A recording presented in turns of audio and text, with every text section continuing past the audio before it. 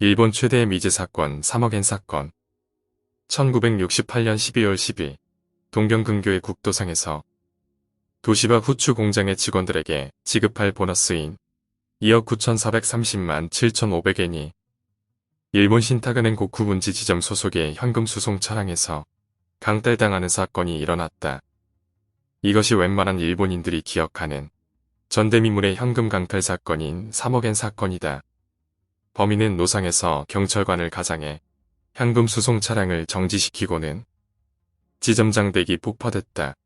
이 차량에도 폭발물이 설치되어 있을지 모른다고 하고 직원들을 하차시켜 피신시키고는 차량을 점검하는 척하면서 연막탄을 터뜨리고는 현금을 탈취해 준비한 차량에 싣고 그대로 국도를 통해 도주하였다.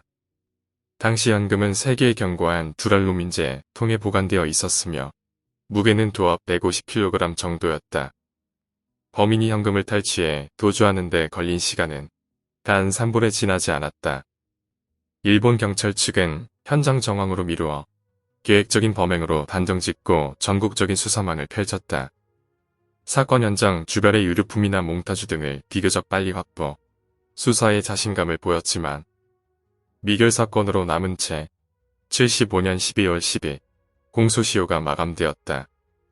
이 사건의 특징은 주변의 지형, 도로망 등을 숙지한 지능범의 소행이었다는 점.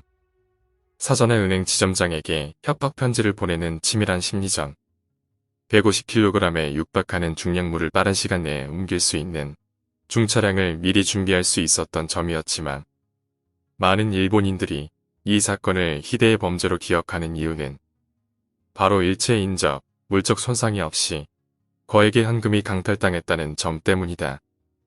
여기까지가 사건의 개요이고 다른 자료들을 더 추가해보자면 범인의 얼굴은 물론이고 범행 현장을 본 것은 운전수와 은행원 2명뿐, 주변을 지나가다 목격했거나 건물에서 목격했거나 기타 등등 목격자가 단 1명이라도 있을 법한데 전혀 없었음. 사건 후에 운전수와 은행원의 진술을 토대로 그려진 몽타주를 보고 비슷한 사람을 봤다는 제보조차 단 한 건도 없었음. 보통 공기수배가 내려지면 진짜든 아니든 좀 닮은 사람을 본 것 같아요 라는 식의 제보로도 들어오기 마련인데 전혀 없었음. 사고 지점에서 5km 정도 떨어진 곳에 현금 수송 트럭이 버려져 있었는데 범인은 물론 3억엔도 이미 없는 상태. 3억엔이라는 어마어마한 무기의 지폐 덩어리를 어떻게 옮겼는지도 알아내지 못했고 범인이 현금을 옮기는 것을 본 사람도 도망치는 것을 본 사람도 단 1명도 없음. 일본의 지폐에는 한 장 한 장마다 일련 번호가 있는데 공소시효가 만료되기까지 그리고 현재까지도 그때 사라진 300엔 중 단 한 장도 사용되지 않음. 정부에서는 아직까지도 단 한 장의 지폐도 사용되지 않은 점에 대해서 놀라워하고 있다고 함. 범인이 오토바이를 타고 접근했다는 것과 운전을 할 수 있다는 것을 짚어 운전면허를 딴 사람들의 얼굴을 모두 찾아보았으나 일치하는 사람이 없음.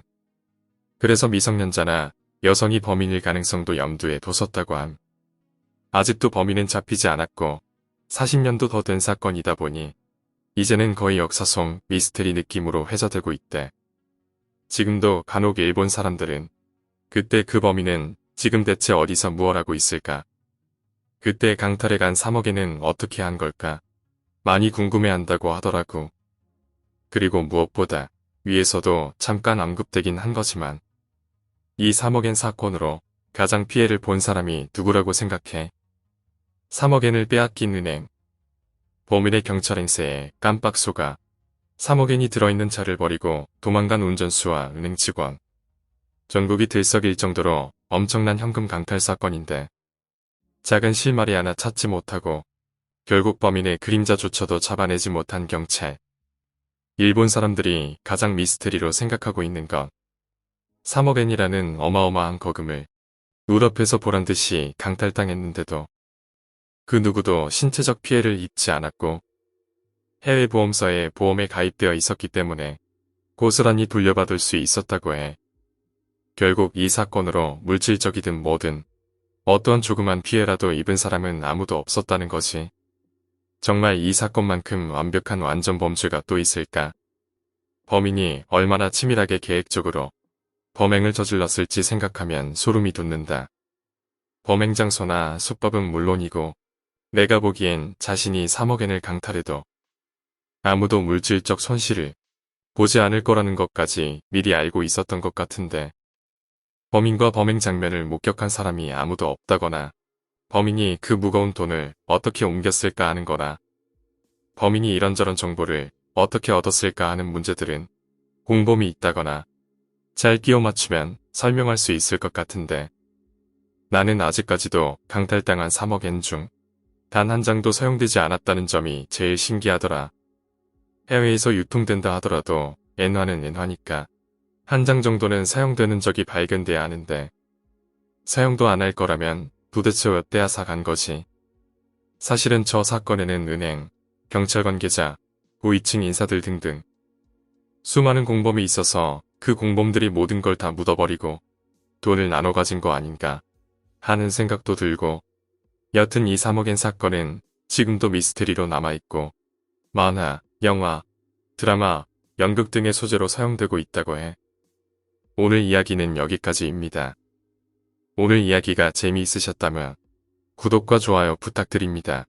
감사합니다.